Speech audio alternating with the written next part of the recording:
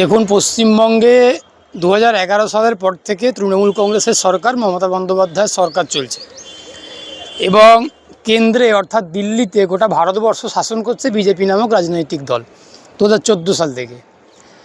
তো এই 2011 সাল থেকে পশ্চিমবঙ্গে যে তৃণমূল কংগ্রেস সরকার শাসন করছে, মমতা বন্দ্যোপাধ্যায়ের নেতৃত্বে সরকার চলছে, সেই সরকারের বিরুদ্ধে একটা পশ্চিমবঙ্গের এক শ্রেণীর মানুষ এবং সেটা বেশিরভাগ মানুষের একটা প্রতিষ্ঠানের বিরোধিতা তৈরি হয়েছে মনের মধ্যে। একটা অ্যান্টি ইনকামবেন্সি কাজ করছে। একটা সরকার দীর্ঘদিন ধরে একটা রাজ্যে ক্ষমতাতে আছে, তাদের ভালো কাজও থাকতে পারে, কিন্তু ভালো কাজের তুলনায় খারাপ কাজের পরিমাণটাই তৃণমূল কংগ্রেসের বেশি।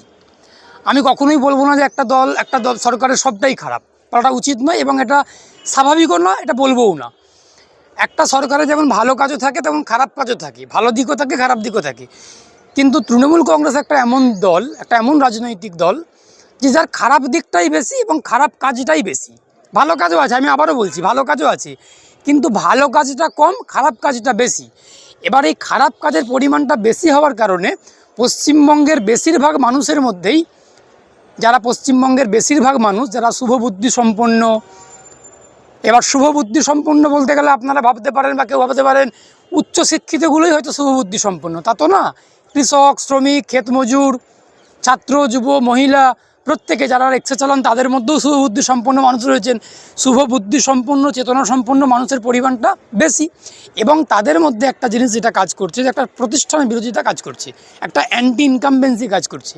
তৃণমূল কংগ্রেসের কাজ কর্ম, তৃণমূল কংগ্রেসের প্রতিটা পদক্ষেপ, এর মধ্যে কোথাও একটা অমানবিকতা, বাংলা বিরোধী, মনুষ্যত্ব বিরোধী, ছাত্রদের বিরোধী, শিক্ষার বিরোধী এবং একাধিক কাজ আমরা দেখতে পেয়েছি বা পাচ্ছি। ধর্ষণ হচ্ছে, খুন হচ্ছে, দুর্নীতি হচ্ছে, কেলেঙ্কারি, রাহাজানি, সন্ত্রাস, গণতন্ত্রকে লুট করা হচ্ছে, পঞ্চায়েত ভোট হচ্ছে না, পৌরসভা ভোট হচ্ছে না, সমবায় ভোটগুলোকে লুট করা হচ্ছে। এই যে একাধিক ঘটনাগুলো ঘটছে, এই যে একাধিক অপ্রীতিকর পরিস্থিতি ঘটছে, অগণতান্ত্রিক প্রক্রিয়াতে শাসন ব্যবস্থাটাকে ছিনিয়ে নেওয়ার চেষ্টা করছে, এর বিরুদ্ধেই পশ্চিমবঙ্গের মানুষের মধ্যে একটা অ্যান্টি ইনকামবেন্সি অর্থাৎ প্রতিষ্ঠানের বিরোধিতা তৈরি হয়েছে। সেই জায়গা থেকে দাঁড়িয়ে দেখতে গেলে কেন্দ্রের যে বিজেপি নামক রাজনৈতিক দলটা, বিজেপি, তার একটা ভূমিকা ছিল 2016 সালের বিধানসভা নির্বাচনের পর থেকে বা 2019-এর লোকসভা নির্বাচনের পর থেকে লাস্ট নির্বাচন 2024-এর লোকসভা নির্বাচনে বিজেপি নামক রাজনৈতিক দলটা বাংলার মানুষের মনে একটা জায়গা তৈরি করেছিল এবং বাংলার মানুষ একটা ভরসা পেয়েছিলেন, বাংলার মানুষে, যে হয়তো তৃণমূলের বিকল্প বিজেপি হতে পারে বা তৃণমূলের বিকল্প বিজেপিকে ভাবা শুরু করেছিল যে দ্বিতীয় বিকল্প কোনটা, না বিজেপি। কিন্তু বিজেপি নামক রাজনৈতিক দলটা নরেন্দ্র মোদীর অঙ্গুলি হিলনে, আরএসএসের অঙ্গুলি হিলনে, অমিত শাহের অঙ্গুলি হিলনে নেতৃত্বে যে বিজেপি দলটা চলছে, তারা যে প্রকৃত অর্থে, তারা যে আসলে তৃণমূলের বিরুদ্ধে নয়, এটা কিন্তু জলের মতো পরিষ্কার হয়ে গেছে, দিনের আলোর মতো বাংলার মানুষের কাছে পরিষ্কার হয়ে গেছে। তার কারণ আমরা যেমন তৃণমূল কংগ্রেসের খারাপ কাজগুলো প্রত্যক্ষ করছি, দেখতে পাচ্ছি, অবজার্ভ করছি, তেমন আমরা ঠিক একইভাবে কেন্দ্রে বিজেপি সরকারেরও খারাপ কাজগুলো অবজার্ভ করছি, প্রত্যক্ষ করছি। এবং বিজেপির যে প্রত্যক্ষ মদতে তৃণমূল কংগ্রেসের সরকারটা পশ্চিমবঙ্গে চলছে, এটা আমাদের কারোর জানতে বাকি নেই। যারা জানতে পাচ্ছেন না তারা একেবারেই মূর্খের স্বর্গে বসবাস করছেন, আর এক শ্রেণীর মানুষ বুঝেও না বোঝার ভান করছেন। এটা হচ্ছে বাংলা কথা, পরিষ্কার স্বচ্ছ কথা।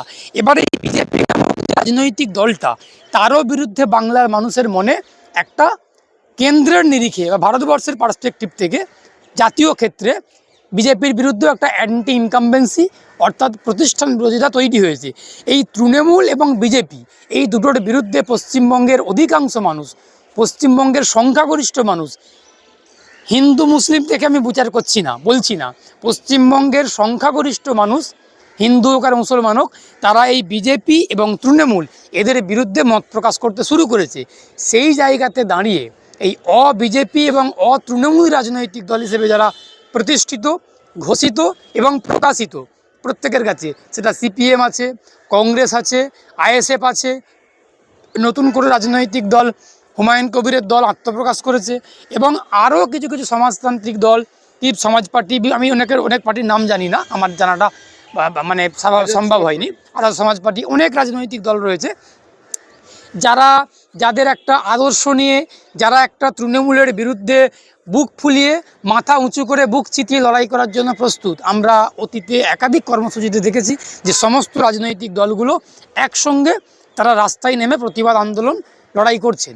তো সেই জায়গাতে দাঁড়িয়ে 26-এর যে নির্বাচনটা আসছে, আসন্ন বিধানসভা নির্বাচন, যার এখনও দিনক্ষণ ঘোষণা নির্বাচন কমিশন করেনি, সেই নির্বাচনে যদি বিজেপি এবং তৃণমূলী রাজনৈতিক দলগুলো, আইএসএফ, সিপিআইএম, কংগ্রেস, জনতা উন্নয়ন পার্টি, আজাদ সমাজ পার্টি, আরও যে সমস্ত রাজনৈতিক দলগুলো রয়েছে, তারা যদি এক ছাতার তলাতে আসতে পারে, তারা তাদের নিজস্ব মতাদর্শ, নিজস্ব সংবিধান মেনে, প্রত্যেকটা দলের তো একটা গঠনতান্ত্রিক সংবিধান থাকে, গঠনতন্ত্র থাকে, তাদের নিজেদের দলের দলীয় সংবিধান, দলের দলীয় গঠনতন্ত্র মেনে তারা যদি সবাই মিলে একসঙ্গে একত্রিত হয়ে লড়াইটা করতে পারেন তৃণমূল এবং বিজেপির বিরুদ্ধে, আমি আশা করছি, বা পশ্চিমবঙ্গের মানুষের মনের কথা পশ্চিমবঙ্গের মানুষ বলছেন, আমরা তো বিভিন্ন জেলাতে মাঝে মধ্যে আমি সফর করি, বিভিন্ন আমার ওকালতির সূত্রে, পেশাগত সূত্রে বা রাজনৈতিক কর্মসূচিতে দেখতে পাচ্ছি মানুষের যে একটা মনের কথা, মানুষের যে একটা মনের ভাব বুঝতে পারছি, যে তাদের মনের মধ্যে একটা কথা যেটা আমরা বুঝতে পারছি, একটা কথা বেশি বেশি করে তাদের এতে আসছে মগজে, যে তৃণমূল এবং বিজেপি এই দুটো দলের বিরুদ্ধে আমরা যে কোনো শক্তিকে আমরা জয়ী করব। সেটা সিপিএম হতে পারে, সেটা আইএসএফ হতে পারে, সেটা কংগ্রেস হতে পারে, সেটা যে কোনো পার্টি হতে পারে, বিজেপি এবং তৃণমূলী।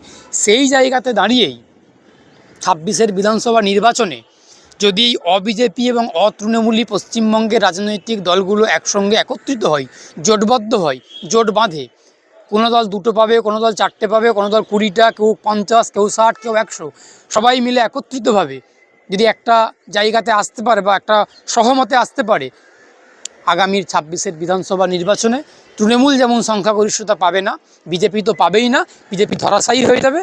তৃতীয় বিকল্প হিসেবে বিজেপি এবং তৃণমূল, সিপিএম, কংগ্রেস, আইএসএফ, এই বিভিন্ন দলগুলো উঠে আসবে, আর ভালো ফলাফল করবে বলে মনে হয়।